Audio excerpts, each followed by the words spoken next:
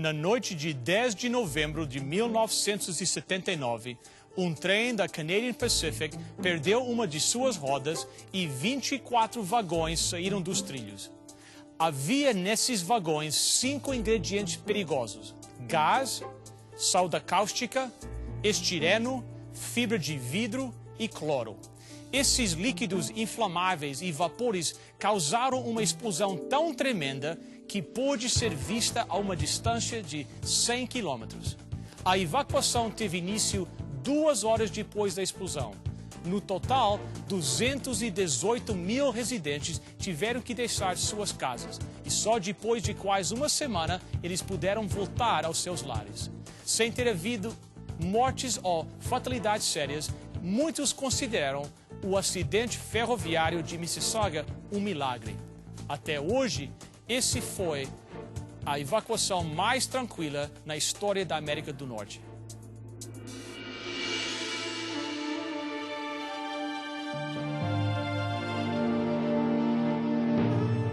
Venceu a prova do tempo. O livro de Deus, a Bíblia, ainda relevante neste mundo complexo. E está escrito, partilhando mensagens de esperança ao redor do mundo. Hoje no programa Está Escrito, o pastor Bill Santos apresenta o tema Sonhos Frustrados. Apesar de que a proporção do acidente foi gigantesca, resultando a evacuação de muita gente, altas estradas fechadas, tráfego desordenado, animais abandonados, ninguém perdeu a vida ou sofreu acidente sério. O que seria um enorme desastre tornou-se um milagre de Mississauga.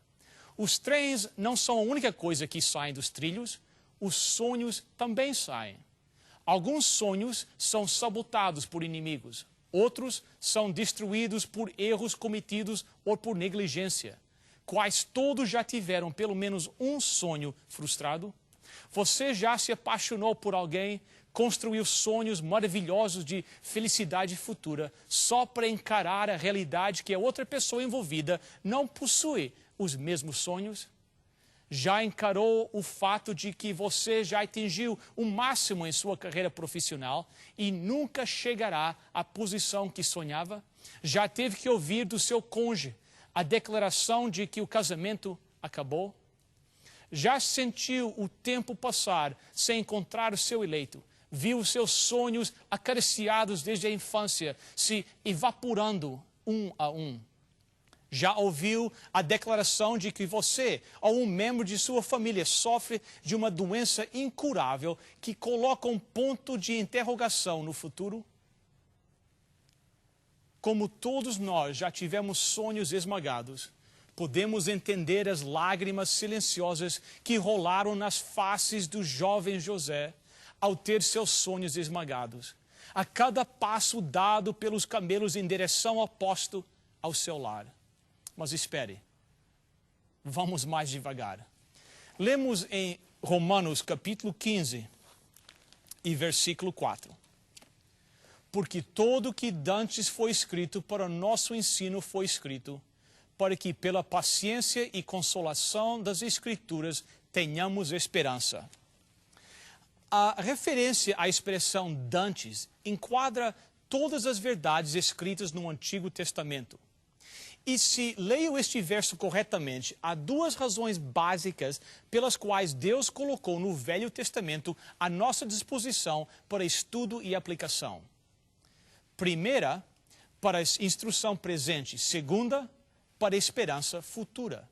Deus nos revelou esta verdade para que a nossa mente pudesse compreender a verdade sobre Ele e sobre a vida, a fim de que sejamos encorajados a perseverar no futuro. Em 1 Coríntios, capítulo 10, versículo 11, lemos o seguinte: Tudo isso aconteceu com os nossos antepassados, a fim de servir de exemplo para os outros. Deus constantemente usa a vida de personagens bíblicos para nos ensinar, encorajar e admoestar.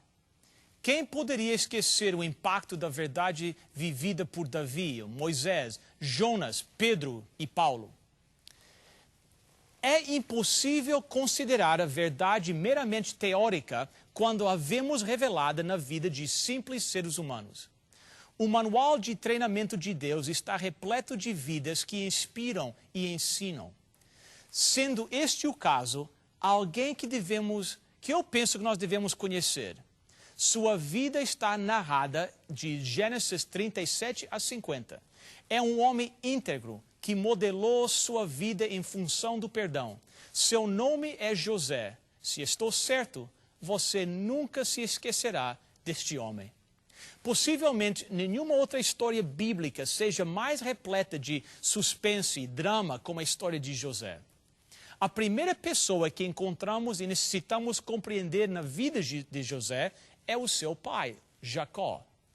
O seu outro nome foi Israel, que significa Deus luta. Esse nome é muito superior ao seu nome original, Jacó, que literalmente significa enganador. Voltaremos a este fato. Agora vamos ler Gênesis 37, versículo 1. E Jacó habitou na terra das peregrinações de seu pai, na terra de Canaã. Estas são as gerações de Jacó. Sendo José de 17 anos, apacentava as ovelhas com seus irmãos, e estava este mancebo com os filhos de Bilhá e com os filhos de Zilpa, mulheres de seu pai, e José trazia uma má fama deles ao seu pai. E Israel amava José mais do que todos os seus filhos, porque era filho da sua velhice, e fez-lhe uma túnica de várias cores. Jacó já era avançado em idade quando José nasceu. José era assim o filho da velhice. O nome Jacó, o enganador, era apropriado, uma vez que desde a meninice essa era sua natureza. Jacó não era somente enganador, mas também um pai passivo. Aqui, numa história antiga, vemos um exemplo clássico de um homem que não tinha tempo para a família, nem se preocupava com o que a sua passividade em lidar com os problemas de seus filhos causaria futuramente. Aqui já encontramos nosso primeiro ponto de aprendizado. O Dr. Stephen Poulter, psicólogo clínico licenciado em West Los Angeles e autor de Pai, Seu Filho, Como Tornar-se o Pai que Você Sempre Quis Ser, escreveu: o que o seu filho recebe é um fundamento emocional que poucos homens têm. É como dar ao seu filho blocos de ouro. Ele torna-se seguro emocionalmente. Não tem problema em demonstrar amor e é esperançoso, generoso e amável. Poulter mostrou os resultados de o que acontece quando não há um pai ou uma forte influência masculina na vida de um menino. Muitas vezes, os rapazes que eu consultava em função de terem cometido crimes violentos eram sempre rapazes que não tiveram pais, diz Poulter. Esta afirmação é significativa ao pé da letra, pois muitos pais pensam que sua presença não faz diferença, mas os pais são importantes para os seus filhos. Ele não afirma que todos os filhos sem pais tornam-se criminosos. O fato é que todos os criminosos que ele viu tinham esse elemento em comum. O fato de que o pai é importante é uma ideia poderosa que pode ajudar no seu comportamento. Você vai atuar de maneira diferente, diz Poulter. Você vai levar em consideração seus sentimentos, o tempo dedicado a ele e seu trabalho. O trabalho de pai inicia no momento em que a criança nasce. A ligação emocional com o pai ajuda no desenvolvimento da função motora e do aprendizado. Também ajuda na habilidade da criança de se juntar e ligar a outros. Mas o tempo crucial é durante a adolescência. É quando o pai ensina aos filhos limites e regras. Ele mostra literalmente como se transformar em um homem. Como Jacó já se aproximava da velhice, ele amava José de maneira extrema. Seu grande amor por José era ainda enfatizado pelo fato de ele ser filho de sua esposa amada Raquel. Lembre-se que desde o seu nascimento, José foi o favorito de seu pai. Ele era o primogênito de sua esposa preferida Raquel. Ele era o filho da velhice de Jacó. E era diferente de seus irmãos em caráter e atitude. Talvez por isso Jacó tivesse mais afinidade com ele e por essa razão, de maneira insensata, favoreceu-o grandemente. Os outros filhos de Jacó não eram ignorantes. Talvez fossem desregrados, enganosos e vingativos, mas não eram parvos. Logo perceberam, pela maneira atualmente evidente que seu pai favorecia a José, que ele era o xodó da família. Sua mãe era a esposa favorita e José era o filho preferido. Os outros filhos não estavam a fim de aceitar essa situação de braços cruzados. E com o tempo, o seu ódio veio à tona. Lemos Gênesis capítulo 37, versículo 3. Ora, Israel amava mais a José que a todos os seus filhos, porque era filho da sua velhice, e fez-lhe uma túnica talar de mangas compridas. O Dr. Leopold, em seu livro Comentários sobre o livro de Gênesis, sugere que a capa de José tinha mangas e chegava ao tornozelo. Não é prático trabalhar vestido com uma capa com mangas e comprida até o tornozelo, especialmente se é uma vestimenta cara e ricamente adornada. No tempo de José, as roupas de trabalho eram curtas e sem mangas. Assim, os braços e pernas estariam livres para se movimentarem facilmente. Podemos imaginar que, ao oferecer a capa especial para José, seu pai estaria sugerindo: você pode usar essa linda capa porque não necessita trabalhar como seus irmãos. Versículo 4. Os irmãos viam que o pai amava mais a José do que a eles, e por isso tinham ódio dele e eram grosseiros quando falavam com ele. O lar em que José foi criado era composto por uma família cheia de ódio e ciúme e por pessoas enganosas.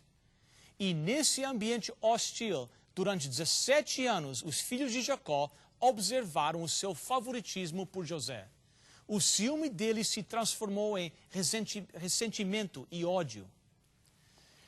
Os irmãos de José chegaram ao ponto de desprezá-lo de tal forma que já não conseguiam falar sequer uma palavra bondosa a ele. Imagine a pressão naquele lar. Era como um barril contendo explosivos, pronto a ser detonado. Para piorar a situação, José tinha sonhos e, por qualquer razão, mencionou este fato aos irmãos. Mesmo se o relacionamento entre eles não estava já abalado, provavelmente seus sonhos teriam causado atrito. Gênesis 37, versículo 5. Certa vez José teve um sonho e contou aos seus irmãos. Aí é que ficaram com mais raiva dele, porque ele disse assim: escutem que eu vou contar o sonho que tive. Sonhei que estávamos no campo amarrando feixes de trigo. De repente, o meu feixe ficou de pé e os feixes de vocês se colocaram em volta do meu e se curvaram diante dele. Então os irmãos perguntaram: quer dizer que você vai ser nosso rei e vai mandar em nós? E ficaram com mais ódio dele, ainda por causa dos seus sonhos e do jeito que ele os contava. Rapazes, deixe-me contar a vocês o sonho que tive.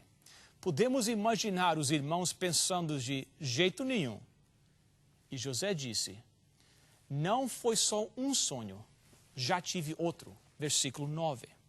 Depois José sonhou outra vez e contou também esse sonho aos seus irmãos. Ele disse assim: eu tive outro sonho. Desta vez o sol, a lua e 11 estrelas se curvaram diante de mim. Quando José contou esse sonho ao pai e aos irmãos, o pai o repreendeu e disse: o que quer dizer esse sonho que você teve? por acaso a sua mãe e os seus irmãos e eu vamos nos ajoelhar diante de você e encostar o rosto no chão? Os irmãos de José tinham inveja dele, mas o seu pai ficou pensando no caso.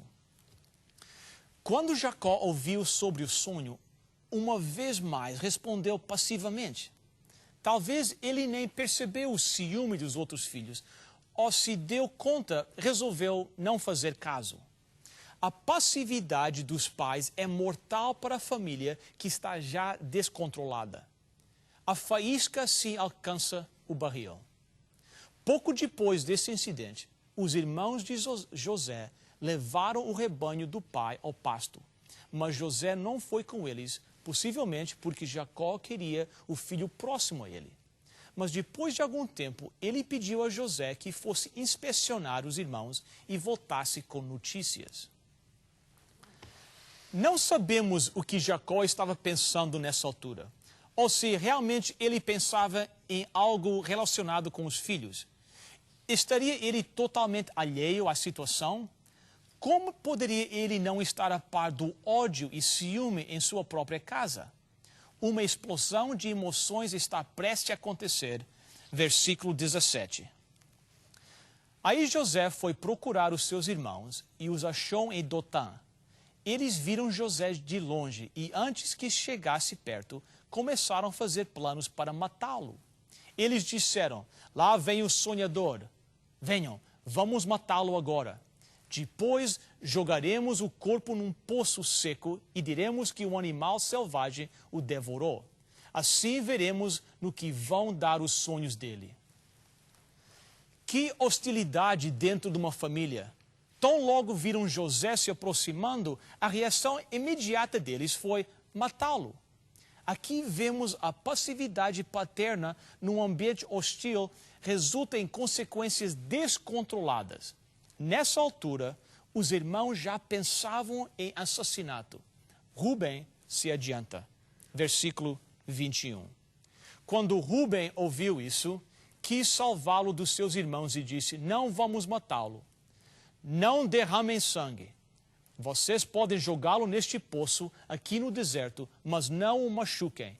Rubem disse isso porque planejava salvá-lo dos irmãos e mandá-lo de volta ao pai. Rubem, o primogênito, talvez como o mais velho, sente alguma responsabilidade sobre o seu irmão mais novo. Os irmãos ouvem a Rubem e concordam com o plano.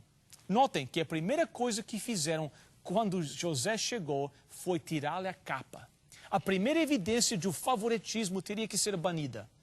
Eles jogaram num buraco e sentaram-se para comer. Versículo 23.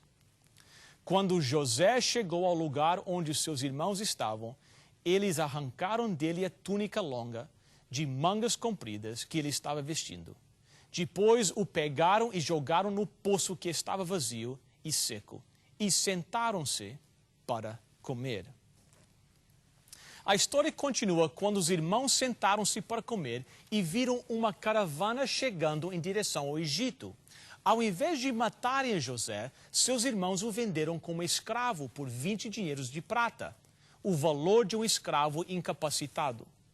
Ponha-se no lugar de José, com as mãos atadas atrás, levado por estranhos como refém, sem possibilidade de apelar, para uma terra estrangeira.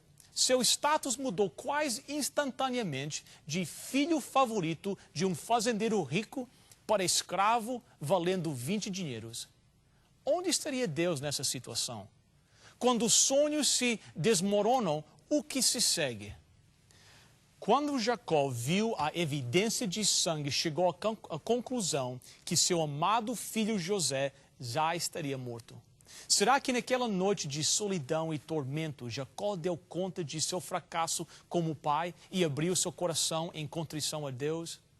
Aqui está o segundo ponto de aprendizado. Não há nada mais poderoso do que a oração. Entendo que o relato bíblico não afirma que Jacó buscou a Deus em oração, mas certamente ele o fez. Aonde mais ele poderia buscar auxílio? Podemos encontrar força para suportar e poder para recuperar somente na oração. Posso afirmar, sem medo de errar, que José apresentou sua situação a Deus em oração, enquanto a caravana se dirigia ao Egito. Certamente ele sabia, aos 17 anos de idade, que sua única esperança estava na intervenção fiel de Deus. Por certo, ele implorou para o único que tinha controle sobre o seu futuro, e assim também nós devemos fazer. Vemos José na situação mais precária possível, abandonado por seus irmãos e deixado à mercê de mercenários sem princípios, rumo a um destino completamente desconhecido. Sabe, quando o mundo o arremessa num beco sem saída, Deus diz: fique firme e aguarde o livramento do Senhor. Quando o mundo diz: é impossível, a palavra diz: tudo é possível com Deus. Quando o mundo diz: não tem solução, Jesus disse: eu sou o caminho, a verdade e a vida. Quando você chega a um beco sem saída na vida, Deus pode encontrar um desvio. José fez a sua parte. Sua filosofia era simples: nunca desanime. Use o que você tem, confie que Deus encontrará a solução. Deus ainda faz milagres. Deus pode tocar a dissonância de nossos sonhos descarrilhados e transformá-los em degraus santificadores. Quando entregamos a Deus nossas frustrações e esperanças desmoronadas, Ele os toca com a sua graça e nos faz vencedores. Se amanhã você acordar e o sol não quiser se mostrar, eu estarei sempre aqui.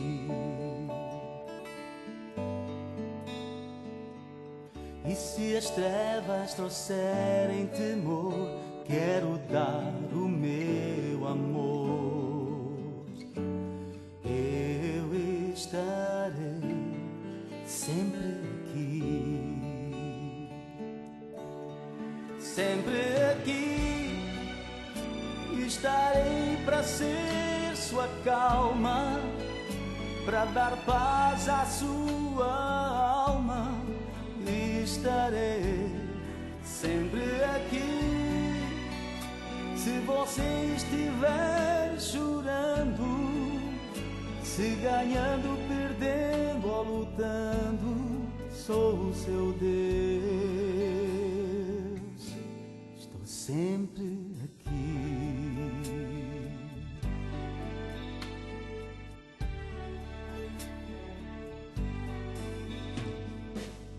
Se amanhã você acordar e o futuro incerto for, eu estarei sempre aqui.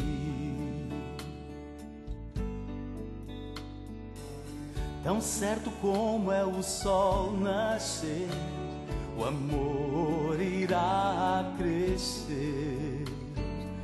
Eu estarei sempre aqui. Sempre aqui estará o meu ombro amigo, pois eu sempre serei seu abrigo. Estarei sempre aqui. Quando o tempo fizer nossa história e este dia estiver na memória, eu vou cumprir.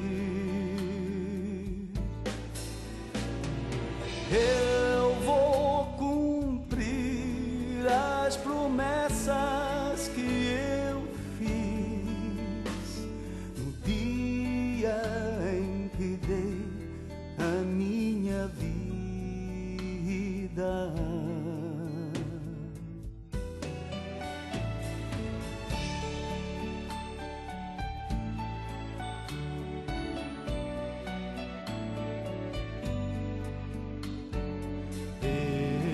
Estarei sempre aqui.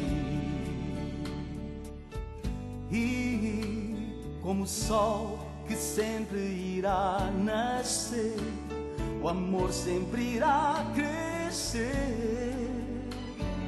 Eu estarei sempre aqui, sempre ao seu lado, sempre aqui.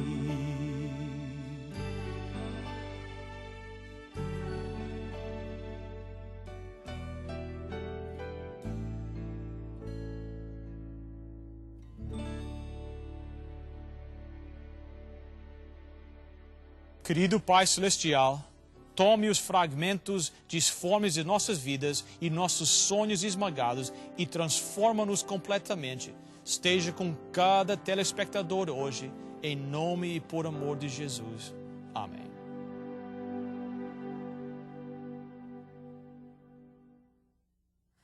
Pastor Bill Santos é um entusiasta pesquisador, dedicado, estudioso das verdades bíblicas.